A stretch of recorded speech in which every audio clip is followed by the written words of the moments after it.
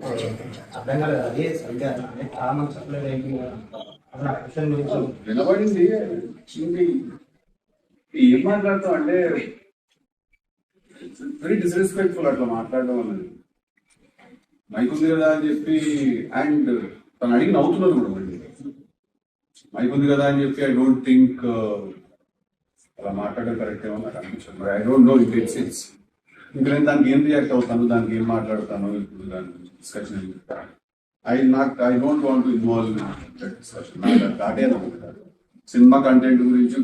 లక్కీగా మాకు ఏంటంటే బజ్ వచ్చింది ట్రైలర్ వల్ల.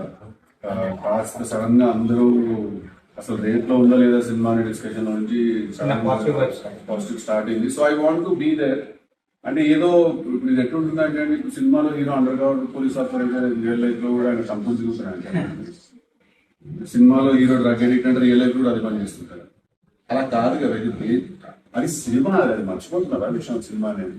సో ఐ ఫీల్ దట్ ఈ కాన్వర్సేషన్ చేయడం కూడా ఇది చాలా బేసిక్ కాన్వర్సేషన్. ఇది నాకు పర్సనల్ గా నాకు ఏమనిపిస్తుంది అంటే జస్ట్ బికాస్ మైక్ పట్టుకొని మన చేతిలో మైక్ ఉందనో లేకపోతే హీరో అక్కడ కూర్చుని ఉన్నాడో లేకపోతే ఇంకెవరైనా ఉన్నారేమో మేము ఆన్సరబుల్ పొజిషన్ లో ఉన్నాం కదా అని చెప్పి అలా అనేయడం కరెక్ట్ కాదు. That's not right.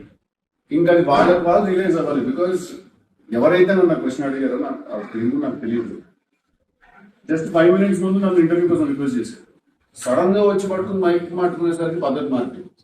సో అక్కడ కూర్చుని మైక్ పట్టుకోవడంలో ఏదో ఒక పవర్ అయితే ఫీల్ అవుతుంది.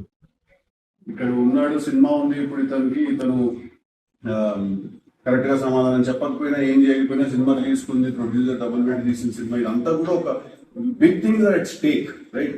సో అది ఏదో ఒకటి జరుగుతుంది. But that's not healthy. That's not healthy at all.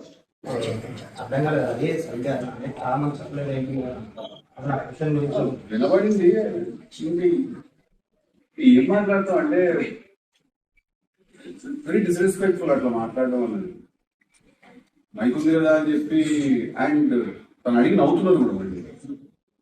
Mic ఉంది కదా అని చెప్పి ఐ డోంట్ థింక్ అలా మాట్లాడడం కరెక్ట్ ఏమో నాకు అనిపించదు. I don't know it it's it's ఇంకా నేను దానికి ఏం రియాక్ట్ అవుతాను, దానికి ఏం మాట్లాడతాను, ఇప్పుడు దాని discussion I don't want to involve discussion. నాకు దాటే అనుకుంటారు సినిమా కంటెంట్ గురించి.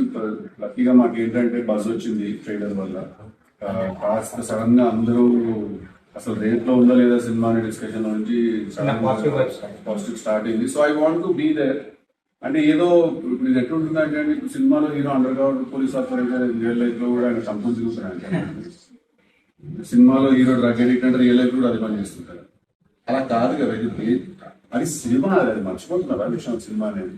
సో ఐ ఫీల్ దట్ ఈ కాన్వర్సేషన్ చేయడం కూడా ఇది చాలా బేసిక్ కాన్వర్సేషన్. ఇది నాకు పర్సనల్ గా నాకు ఏమనిపిస్తుంది అంటే జస్ట్ బికాస్ మైక్ పట్టుకొని మన చేతిలో మైక్ ఉందనో లేకపోతే హీరో అక్కడ కూర్చుని ఉన్నాడో లేకపోతే ఇంకెవరైనా ఉన్నారేమో మేము ఆన్సరబుల్ పొజిషన్ లో ఉన్నాం కదా అని చెప్పి అలా అనేయడం కరెక్ట్ కాదు. That's not right. ఇంకా అది వాళ్ళు రియలైజ్ అవ్వాలి. బికాస్ ఎవరైతే నన్ను క్వశ్చన్ అడిగారో నాకు తెలియదు. జస్ట్ 5 minutes ముందు నన్ను ఇంటర్వ్యూ కోసం రిక్వెస్ట్ చేశారు. సడన్ గా వచ్చి పట్టుకుని మైక్ పట్టుకునేసరికి పద్ధతి మారింది.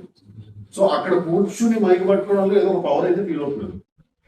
ఇక్కడ ఉన్నాడు, సినిమా ఉంది, ఇప్పుడు ఇతను కరెక్ట్ గా సమాధానం చెప్పకపోయినా ఏం చేయకపోయినా సినిమా తీసుకుంది, ప్రొడ్యూసర్ డబుల్ పెట్టి తీసిన సినిమా, ఇదంతా కూడా ఒక big things are at stake, right? So అది ఏదో ఒకటి జరుగుతుంది. But that's not healthy.